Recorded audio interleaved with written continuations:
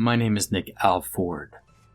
I worked as a doctor specialist for xenospecies at Area 51 most of my life. I still am, even if I've been transferred for my own security. My job consisted mostly of keeping the subjects alive but unconscious, making sure we could experiment on them without killing them. Seems cruel. Well, yeah, I agree. I used to think that, but not all species come here in peace and not all messengers are stuck at Area 51. If you were on board with the skeptics, well, let me stop you right there. We are not alone in this universe. And we are definitely not the most intelligent and war-prepared species either. Humans like to think that they have it all. They have the resources, they have the means, they have the technologies.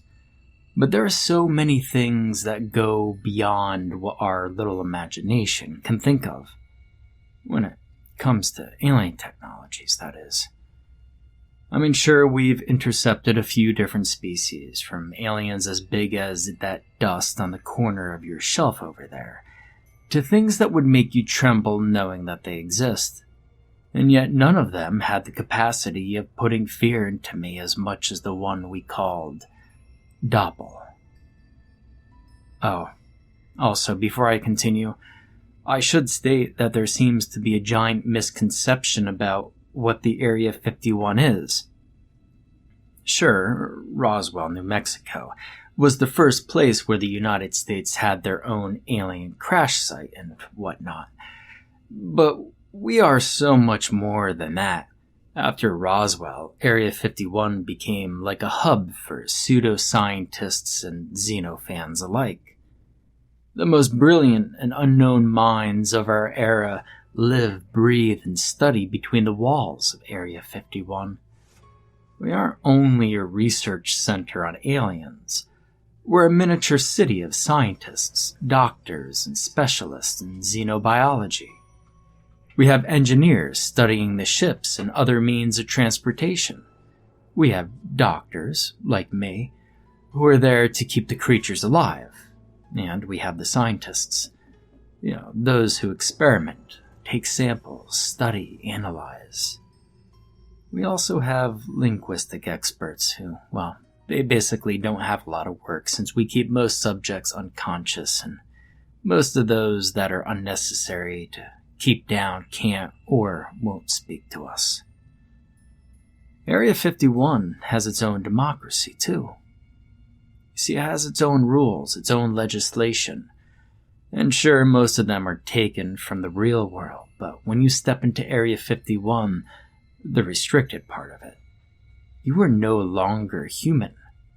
You are no longer living in the earthly dimension. Sorry, I needed to say that before pursuing, because you need to understand that Area 51 is a whole different universe. Things are not always as they appear, and things can't be judged as they are either.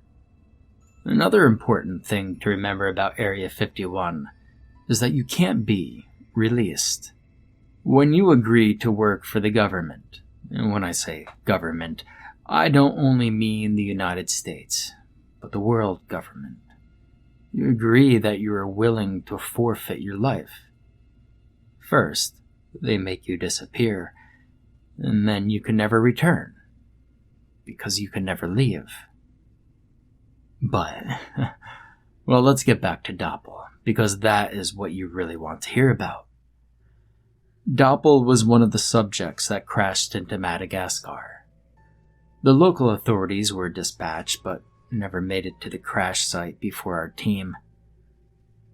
Area 51 has bases all around the world, in remote, hidden locations, just in case of this happening. We were there within a half an hour and had the perimeter covered and blocked. What we found there should have died, but it didn't.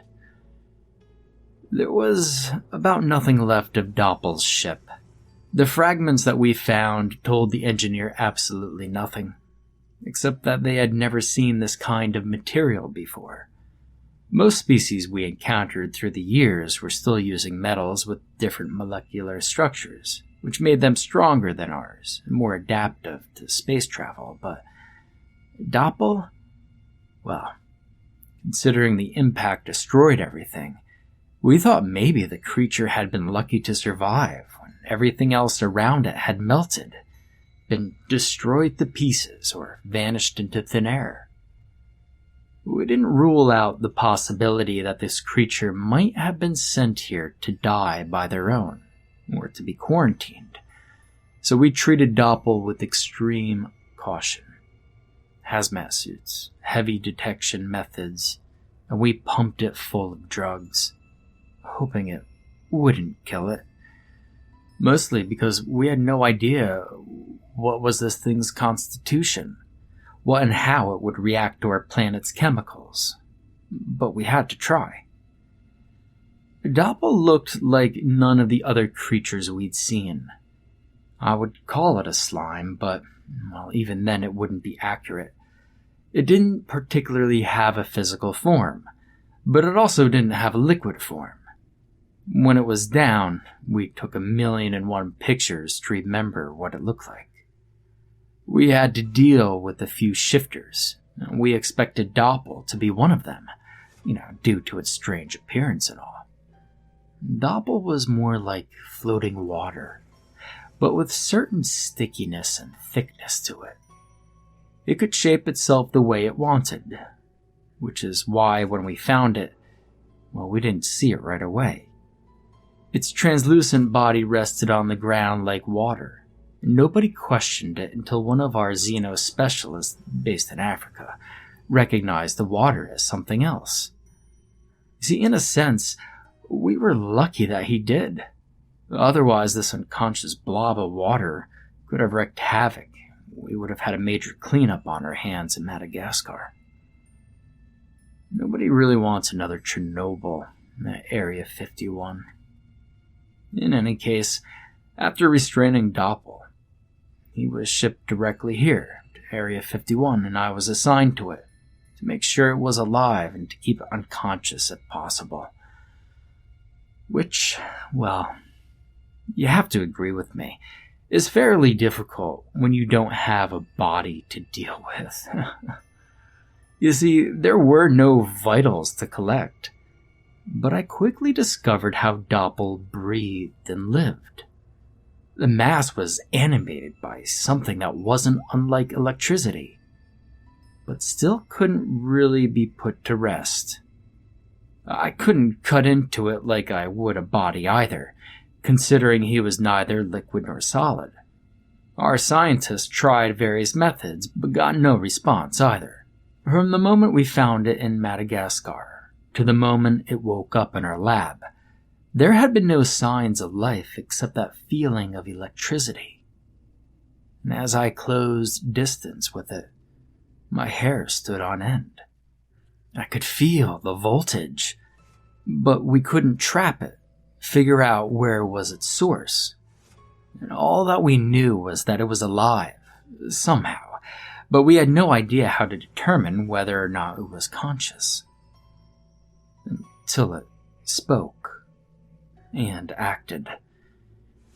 The first xenospecialists that were in contact with Doppel was a team of scientists working to figure out the source of its power and life. It took them weeks to trigger a response from Doppel, and they only managed to do it with a powerful magnet in the room. Doppel woke up. And then it screamed. It screamed so loud that the heavy glass shattered, and we had to quarantine the area. We lost 5 scientists that day, and when we found them, all of their eardrums had exploded and their internal organs were boiled, as if the sound Doppel generated had been loud enough to bring their blood to boil and destroy them from the inside out. We only managed to contain Doppel by completely shutting down this area. And by completely shutting, I mean shutting down lights, cameras, and most electric systems except the locks that kept it behind iron walls. This thing sucked on the light fixtures and it glowed. Tried the electric panel and it grew. It took 6 hours for Doppel to return to a vegetative state. But he never stopped glowing. We woke it up once, and we now needed to find a way to put him down again. Unfortunately, that was me and my team's job. Equipped with flexible iron suits. It sounds funny. Iron suits, like suits of armor, but that's not what they were. It doesn't matter. We got into the quarantine area. All of our equipment was powered by batteries, as to not let this thing devour any sort of power or electricity. And yet, we had no clue if batteries would do the same. We knew it hated magnets, though, and we were all equipped with some high-quality magnets to keep it at bay if necessary. Now I know this sounds ridiculous, but this thing we'd never seen before was consuming electricity. Killed people with a sound burst and boiled their organs. If the only thing we knew it disliked was a magnet, well, then I was going to cover myself in some. You feel me? And so, here I am, walking toward that screeching blob of death, hoping it wouldn't wake up. I might have the highest tech implanted in my ears right now. We don't even know if that'll be sufficient if the thing wakes up. The closer I get, the more impatient and worried I get. You see, I felt my legs tremble, turning to cotton below my knees, but I force myself one step at a time. My breathing is harsh, and it's hot as hell in that suit. My vision gets a little blurry, and I blamed it on the fact that there's a lot of power and energy in that room. I turned my head to look at my colleagues, all slowly approaching the mass lying amongst the debris, and I tell myself, this is it. This is how I'm going to die. My career is going to end. My life is going to end because of this blob. So we all stood close to one another as we got about a foot's distance of Doppel. And I don't know why, but when I looked at this resting piece of translucent murder, I thought it was the most beautiful thing I'd ever laid my eyes upon. You see, its form was glowing a faint blue, and I could see it inhale and exhale, despite the lack of lungs. Or maybe, just like the rest of it, it was all translucent. It looked like jelly you didn't leave long enough in the fridge to solidify, and yet its power was undeniable. I was attracted to it like a moth to a flame, and I tried to resist, but in the end, it didn't really matter. It was at that point I did something none other had the guts to do until then. Well, I reached out to touch it, and even took off my Kevlar gloves to do so.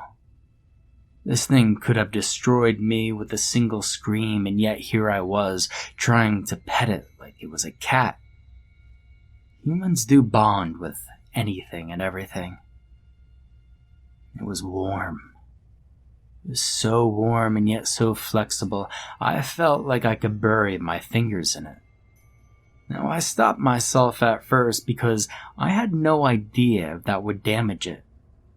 But then again, I thought, if a crash didn't harm it, how could I? And so I did. I pushed my fingers into the mass and was welcomed with a texture like none others. I could feel small vessels bending to accommodate my fingers, moving away instead of breaking.